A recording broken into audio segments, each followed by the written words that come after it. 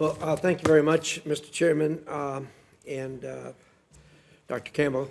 Glad to have you here today, and thanks for being willing to do this job. Over the last few years, the geostrategic landscape has shifted, and the United States has lacked the policies necessary to respond to the emerging threats and challenges. We need strong leadership that addresses these global challenges rather than focus on promoting policies that appeal to certain domestic audiences. Between Russia's ongoing invasion of Ukraine, China's bid to dominate the Indo-Pacific, and exert malign influence and efforts to undermine the very existence of our close ally Israel, the threats to the U.S. interests and our credibility are dangerously high. I've been particularly concerned by states' lack of focus on China, its disorganized efforts to stand up new embassies in the Pacific, and lack of a robust support to our allies in the region. With almost 30 years of experience in Indo-Pacific, I want to hear from you how you plan to address our greatest challenge, China. I believe the President's current policy is headed in the wrong direction. The administration assures us it is not falling into the traps of the past, but the economic relationships cannot stabilize all of U.S.-China relations. Meanwhile, China continues to expand its influence throughout the global South, including in our own hemisphere.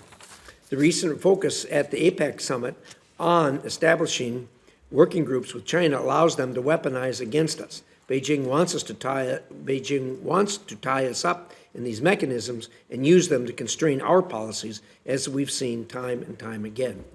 On the military-to-military front, the administration claims, and maybe even believes, talks will help avoid miscalculation. If we were dealing with a good faith actor, that should be true, but we aren't. Just days after China agreed to these talks and everybody happily shook hands, it conducted aggressive acts at sea and in air, risking the lives of U.S. And allied sailors. This effort is off to a bad start, and I'm concerned that China has no interest in doing what should be done. Treatment of U.S. diplomats in China should be another warning sign. During COVID, China exposed U.S. personnel and their families to extreme, unsafe, and degrading testing and treatment protocols, and senior department leadership allowed such treatment to persist. That's unacceptable. I want your commitment that you will work with other department leaders to investigate what happened and pursue accountability. And after the most recent climate summit, I'm worried the department will now support Chinese cooperation, so-called cooperation on climate, at the sub-national level. This is really dangerous. The administration is giving China a legitimate entry point to peddle its influence in U.S. cities in ways that undermine our national policy.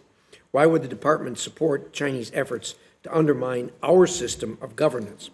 While you are an Asia expert, you must also provide leadership on other policy matters in the world. In Europe, we need to maintain support for Ukraine while ensuring proper and strict oversight of taxpayer dollars. We've been doing that, but vigilance is most important.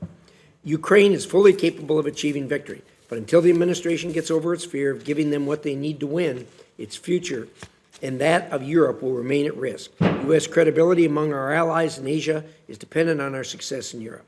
Secretary Blinken's comments about China playing a role in peace discussions in Ukraine are very troubling.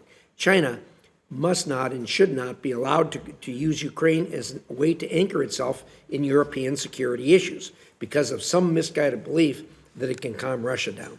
The United States also needs to ensure there is a well-thought-out plan for Ukraine's reconstruction and supports its path to self-sufficiency and protects its economy from foreign influence.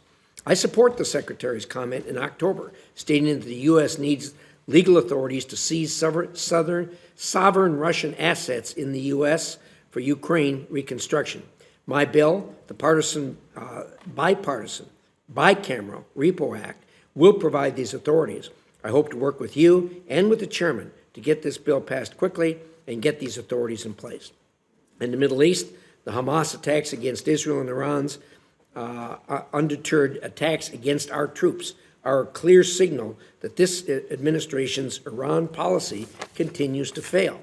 The administration's fruitless nuclear negotiations, unfreezing of funds, weak oil sanctions enforcement, and failure to maintain regional deterrence have emboldened Iran and Iran's terror proxies. U.S. credibility is weakened. It is a time for the U.S. to dramatically change course and firmly respond to restore deterrence. We must return to a policy of economic isolation for Iran and deny the regime resources to support regional terrorism, especially Chinese purchases of Iranian oil. I have been deeply troubled by the efforts by the administration to provide billions of dollars of fresh cash to the Iranians. I look forward to hearing your thoughts on all of these important issues. Thank you, Mr. Chairman. I don't usually do this, but I'm going to read you some questions that I'd like a direct yes or no answer to. And then I'll give you a chance on when we get some other questions to talk a little bit about. First of all, one of the things I want to ask you on the record, will you pledge to provide direct oversight of the Department of State's implementation of AUKUS? Absolutely, yes.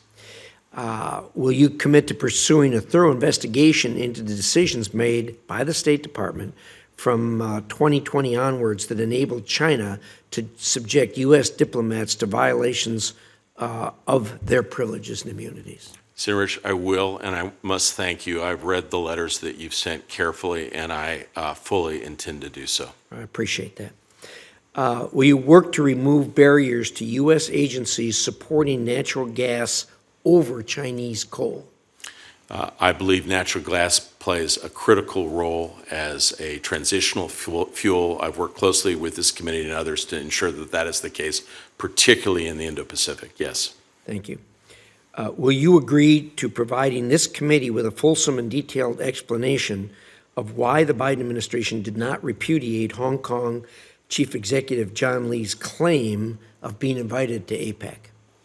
I can give you more background on that now, if that would be useful, Senator. Why don't you do that as a question for the record? Could you That's great. I'll be happy to do that. That'll give me a chance. But I do want to underscore very clearly here, we made clear to both China and Hong Kong authorities that he would not be welcome in San Francisco, and indeed he would need to be sending a second, which he did. So I do want to underscore that we never intended for him to participate in the APEC. And I appreciate your public declaration of that right here. This one I'm going to not necessarily give you a yes or no. You can talk about it, and that is given China's ongoing support for Russia in its war against Ukraine, what are your thoughts as we get to the end, and there will be an end, of discussions regarding ending the war and then on rebuilding Ukraine? And I'll give you a spoiler alert here. I don't think China ought to have any fingerprints on this whatsoever, but I appreciate hearing your thoughts on it. Look, Senator Risch, I have to say, in my discussions with your team, which were extensive, we had very clear discussions around this issue, and I will tell you that they represented your views clearly and unmistakably. And I don't want to say that they schooled me, but I really came away with a much deeper appreciation and I think a greater sense of what the limitations are for any kind of role that China can or would play in the future. So I just want to make clear about that. I will say personally I'm quite troubled by China's support for Russia in its war in Ukraine. I think we can see over the course of the last year and a half or so, China has assisted through a variety of means, not necessarily direct military means, but through, support through commercial and other engagements. But Russia has largely reconstituted militarily. And even though China purports to be a independent actor that has not taken sides, very clearly they have taken sides here. And that is deeply concerning to me. So one of the reasons why, and there are many reasons why we have to be so committed to Ukraine, is that authoritarians take lessons from other authoritarian experiences. And I will tell you one of the reasons why countries in the Indo-Pacific are so determined to support Ukraine is because they don't want the same thing to happen in the Indo-Pacific. So we have to be vigilant here, because this is not just about the future of Europe, which in and itself is an enormous and important concern in the United States. We have to be concerned of what lessons that China would take from us if it went badly. Well, I appreciate that. I think that's well said. I don't think there's any question that China will try to leverage some way into this, trying to bootstrap themselves somehow in Europe. And so Yeah. I think we need to be vigilant in that regard. Well, my time's almost up, but I know you're on the National Security Council and get to hear about the discussions. What in the world is the administration thinking about freeing up cash to Iran? I mean, I was aghast when the administration started with the first $6 billion, and then even worse than that, after the fighting started in Israel, they're talking about the other $10 billion. So help me understand this. I just can't square that circle. I really can't. Yeah. Well, look, Senator, I do want to just underscore a few things. I tried to lay out clearly what, at least my view, and I think the view of the administration is on Iran's role. I do want to underscore one thing, that despite some discussions in the media and elsewhere, I don't think anyone sees that there's any chance in the current environment to go back to the JCPOA. It's just not on the table. It's not up for discussion. So just, I hope that at least provides you some assurance more. I think that's pretty straightforward. I agree, but it's still important to state on the record. So I will also say that the administration has not lifted any sanctions on Iran, and overall, I think the beginning of the administration, the number is about 400 that have been applied. I recognize the concerns on the $6 billion, and you've heard all the arguments more generally. The money has not been spent; it's still in an account. We have absolutely full confidence that if money were taken out of it, it would be used specifically for the needs of the Iranian people and for humanitarian concerns.